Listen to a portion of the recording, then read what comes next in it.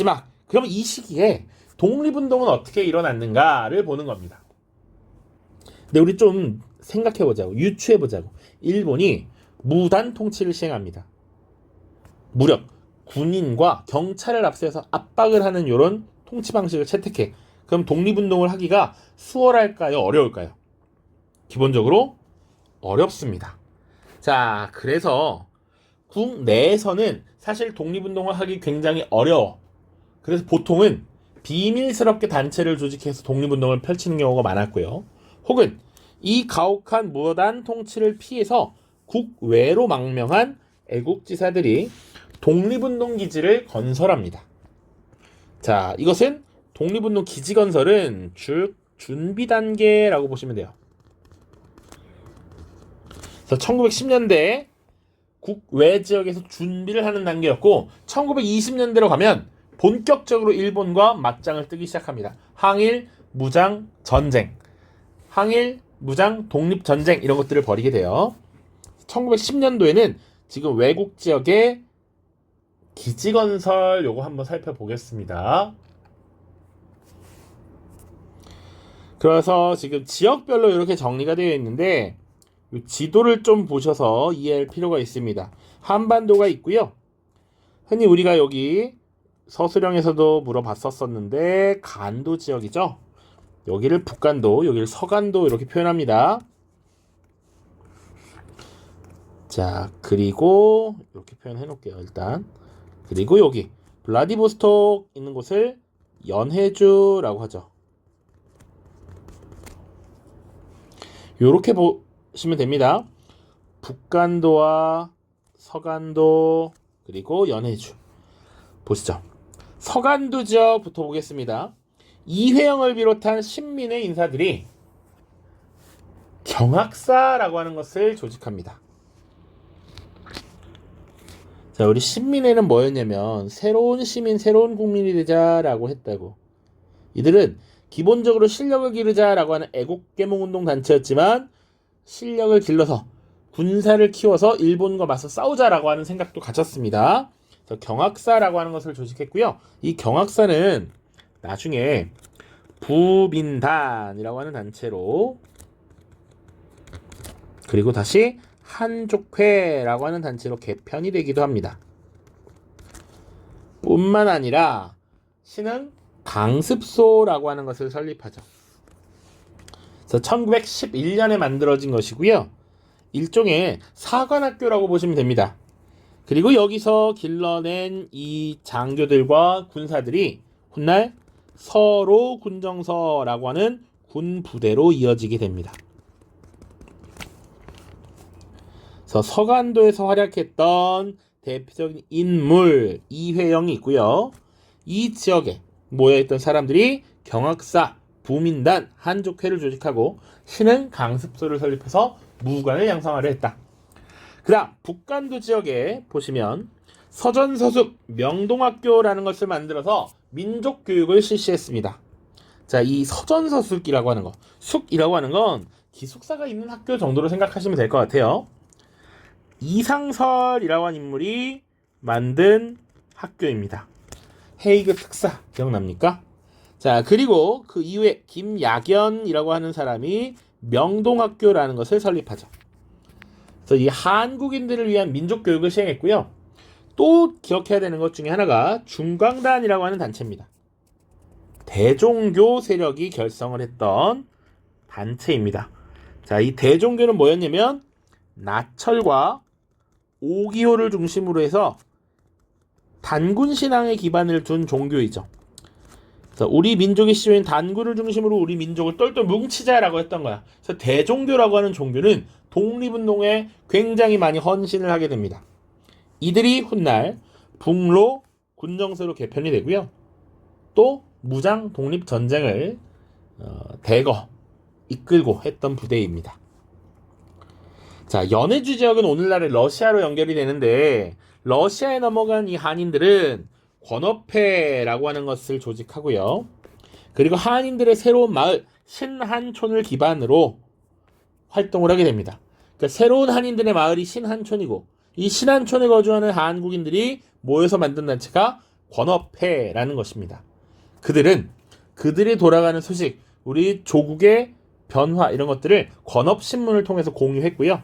이것을 이끌었던 인물들이 대표적인 최재형과 이동휘라는 인물입니다.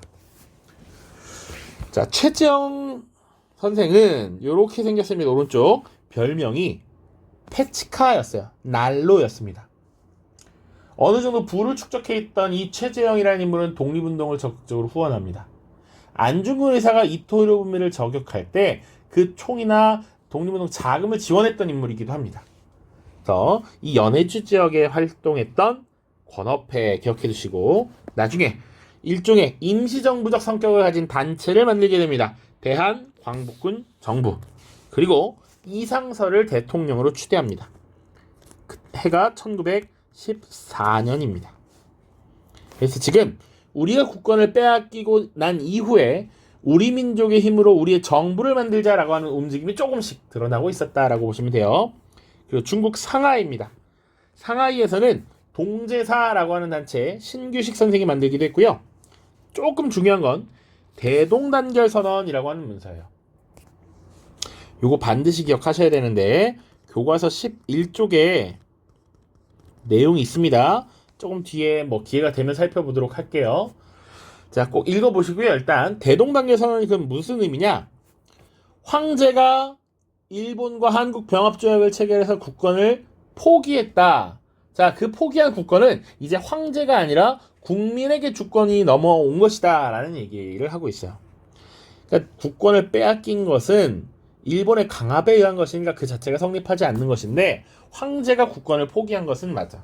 그래서 그 국권이 이제 황제가 아니라 국민에게 돌아왔으므로 국민이 주권자로서 그것을 행사할 수 있는 공화주의 정부를 만들어야 된다라고 주장했던 것입니다. 그래서 공화주의의 바탕을 둔 임시정부 수립을 주장했습니다.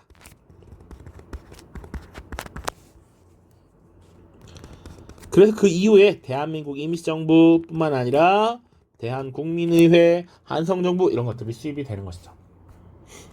자, 미주 지역에는 한인들의 단체인 대한인국민회라고 하는 것이 만들어집니다. 안창호, 박용만, 이승만이라는 인물들. 자, 이들은 사실 한국인들이 많이 거주해 있었던 미국 서부 지역에서 단체를 만들었고요.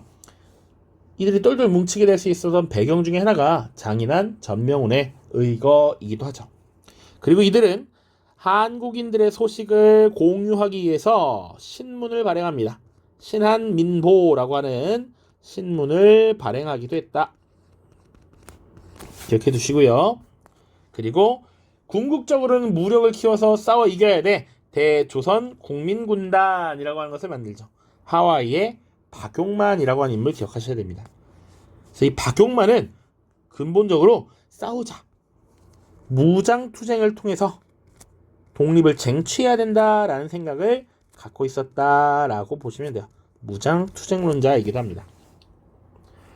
자, 요 밑에 사진을 하나 갖고 왔는데요. 요거는 연해주 지역 신안촌에 가면 있는 기념탑입니다. 신안촌 기념탑. 연 선생님이 직접 가서 찍었던 사진이고요. 여기 보면 큰 3개의 기둥과 뒤에 8개의 작은 돌들이 서 있어요. 그래서 이 3개의 기둥은 남한과 북한 그리고 해외 동포들을 상징하고요. 뒤에는 8개 돌은 조선 팔도를 의미합니다. 언젠가 우리가 나라를 되찾자라고 하는 것을 잊지 않기 위해서 만들었다라고 전해지죠. 자, 마지막으로 국내 독립운동 빠르게 정리하겠습니다. 2학기 첫 영상인데 굉장히 기네요. 국내 기본적으로 무단 통치가 시행되고 있었기 때문에 일제 탄압에 놓이기 쉬웠습니다. 일제 감시를 피하기 위해서 비밀 결사의 형태로 단체를 조직했고요. 혹은 그 이전부터 해왔던 의병 활동을 쭉 이어가는 경우도 있었습니다. 그래서 독립운동은 여러 방향으로 여러 방식으로 지금 이루어졌는데 그게 복벽주의와 공화주의로 나뉘어서 진행이 되었다라고 보시면 됩니다. 그럼 복벽주의가 뭐냐? 공화주의가 뭐냐? 요건 좀 잘 기억을 하셔야 됩니다. 복은 회복하다라고 생각하면 돼. 그럼 뭘 회복하느냐? 임금 중심의 국가를 회복한다라는 얘기야. 무너진 왕조를 다시 세운다라는 뜻으로 대한제국의 회복을 목표로 하는 독립운동 이념입니다. 그럼 공화주의는 뭐냐? 공화는 함께 화합한다라는 한자 뜻을 갖고 있어요. 그래서 개인의 사적 권리보다 공공의 이익, 공동체 안녕을 중요시하는 정치 이념이다. 한 명의 개인, 왕이 나라를 이끄는 군주제를 부정하고 개인이 아닌 국민이 정치의 중심이 될 것을 주장하죠. 그래서 우리나라는 공화국이잖아. 대한민국은 민주공화국이다라고 이야기하잖아요. 이런 공화주의 운동이 벌어지기 시작합니다. 자, 대표적인 사례 첫 번째 최응원이라고 하는 인물의 의병 부대가 있습니다. 이 최응원은 마지막 의병장이라고 하는 닉네임을 갖고 있습니다. 남한대 토벌 작전 이후에 의병의 싹이 완전히 끊긴 상태에서 끝까지 저항했던 인물이 최응원이야.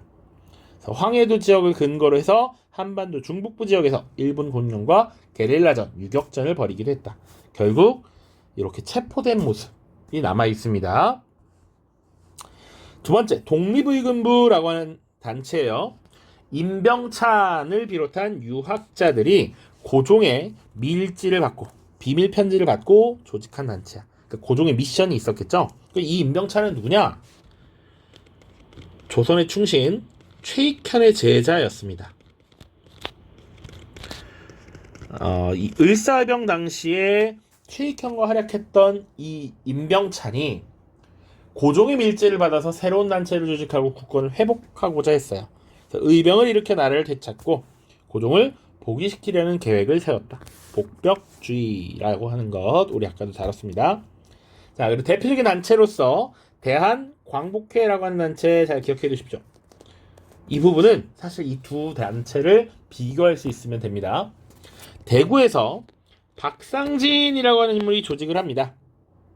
그리고 이들은 국권 회복 그리고 공화 정치의 실현이 목표입니다. 공화주의 정부를 수립하고 싶어 했습니다.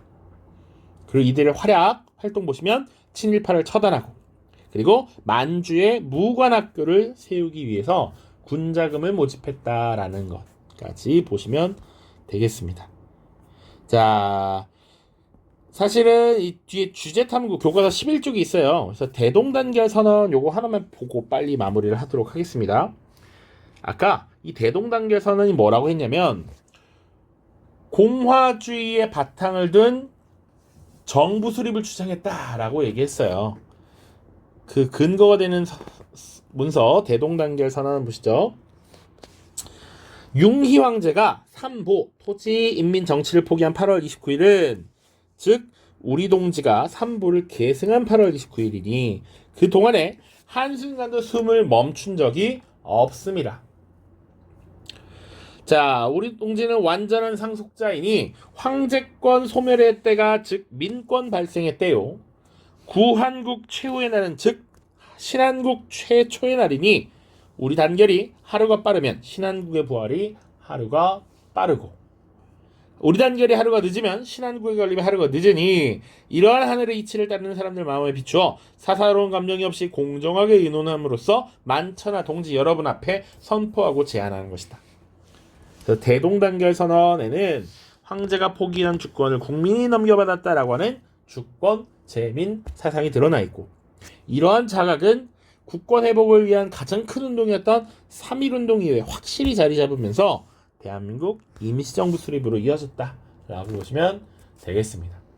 자, 사실 비슷한 주장이 이미 그 이전에도 나왔습니다. 1910년 미국 지역에서 발행된 신한민보라고 하는 신문에 보면 융희 황제가 일본에 투항하여 자기를 받는다면 우린 더 이상 그를 군주로 인정할 수 없다. 그 나라를 빼앗기 직전의 상황이에요. 이제 일본에 투항한 정부를 대신하여 인민의 정신을 대표하며 우리 인민의 복리를 도모할 새 정부를 세우겠다. 그래서 대한인국민회의 기관지 신한민보는 군주제를 포기하고 공화제를 통해 새로운 정부를 세울 것을 주장했습니다. 자, 1911년 중국에서는 신해혁명이라고 하는 사건이 벌어지고 청나라가 무너지고 민주공화국이 등장해. 자, 그래서 이 신규식이라는 인물이 만나고 했어요. 자, 1915년 박상진은 국내에서 대한광복회를 결성하고 공화주의를 표방했으며 1917년 신규식은 대동단결 선언을 발표했다. 이게 요 밑에 봤던 내용이죠. 자, 요렇게 지금 첫 번째 강의 마무리하도록 하겠습니다. 역사상 가장 기네요.